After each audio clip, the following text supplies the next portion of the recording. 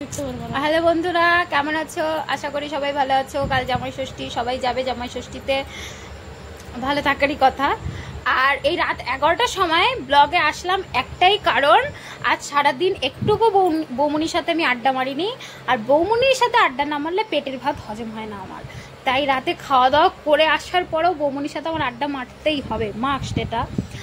আর বৌমনিও একটুকু আড্ডা মারিনি আমার সাথে আজকে, কারণ আমি সময় পাইনি আরও আড্ডা মারবো কোথা থেকে, এটাও একটা কথা। তো এই রাত 11টার সময় ব্লগে এসেছি, বৌমনির সাথে কি গল্প করছি সেটা তোমাদের সাথে একটু শেয়ার করি। বৌমনির সাথে একটাই গল্প করছি। বৌমনির কথা ছিল কালকেও জামাই ষষ্ঠীতে যাবে না, আর আমি খুব হ্যাপি হয়ে গেছিলাম, কারণ কালকে আমার বাড়িতে দিদি জিজু ওরা আসবে, সবাই মিলে একটা আনন্দ মজা করব। আর ও চলে গেলে মজাটা হবে, অতটাও মজাটা হবে না। তো ও থাকলে একটা ব্যাপারটাই আলাদা থাকে, যেটা সত্যি কথা, সেটা আমি তোমাদেরকেও জানিয়ে দিলাম। কারণ ওর মধ্যে আমি আলাদাই একটা ফিলিংস পাই, যেটা ও না থাকলে আমি পাই না। আর ও যদি না থাকে আমার ইনস্টল করা হয় না, একা একা আর এসব হয় না।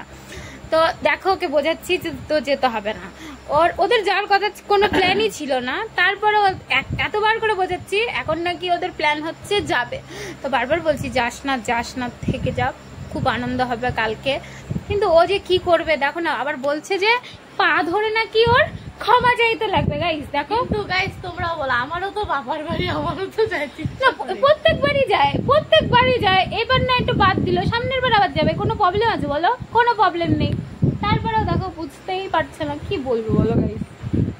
কি করবি বল? যাবি পা ধরে ক্ষমা যা, আমি তো কোনো ভুলই করি নাই গাইস, আমি কোনো ভুল করিনি, তারপরে এইসব কথা বলছে, এটা কি মানা যায় বলো? মারিস না, ভয় পাই। মারিস না। আচ্ছা তোর পা ধরে, আচ্ছা গাইস তোমাদেরকে আমি সাক্ষী রাখলাম, হ্যাঁ, আমি যদি ওর পা ধরে মানে বলি যে যাস না, তাহলে কিন্তু যদি আগে পাটা ধরতে হবে না, কারণ আমার উপরে আমার বরের উপরে। হ্যাঁ সেটাই, আমার দাদা তো আর একটু অন্যরকম, তো ও যদি যেটা বলবে ওটা করেই ছাড়বে, এটা একদম বাস্তব। তার জন্য ও গ্যারান্টি দিতে পারছে না যে দাদাকে পটালে হয়তো মানে যাবে না। ও দাদাকে পটানোর ক্ষমতা আমার নাই, আমি জানি। ওকে পটানো না পটানো সমান, কারণ আমার কথা বলবো পারত।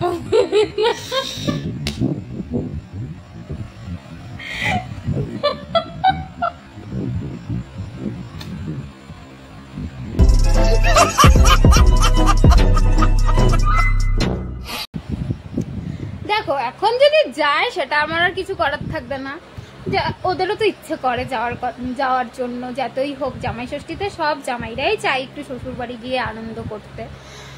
যেমন আমারই তো ইচ্ছে করে একটু আসবো বরকে নিয়ে ষষ্ঠীতে, কিন্তু কি করবো বলো গাইস, আমাকে বিয়ে দেয় না ভাই, আমার বাড়িতে বিয়ে দেয় না। বারবার বলি, মাকে বলি, বাবাকে বলি, বৌমনিকে বলি, এটা বিয়েটা দে ভাই, বিয়েটা দেয় না, কি করব বলো? আর নিজেও খুঁজে পাচ্ছি না একটা অকাম্যা ঢেকি বলে যাই। গজব বেইজ্জতি है। তোমরাই দেখো তো, একটা ন্যাংরা ঘোড়া যাচ্ছে, একটা জুটিয়ে দাও, যা পাবে যা, কানা ঘোড়া ন্যাংরা যা, বুড়ি হোক পাতলা হোক, তাই বলে কি এটা মানা যায় বলো? ন্যাংরা হলে কি করে জামাই ষষ্ঠীতে আসবো বলো গাইস? এটা একটা মজার বিষয় তাই না বলো? যে হুইল চেয়ারে করে আনবি, তুই ঢেলে নিয়ে আসবি। গাইস আমি কি এতটাই খারাপ বলো যে আমি আমার বরকে হুইল চেয়ারে করে টেনে নিয়ে আসবো জামাই ষষ্ঠী খেতে? এটা কি মানা যায় বলো গাইস? কি বলবো?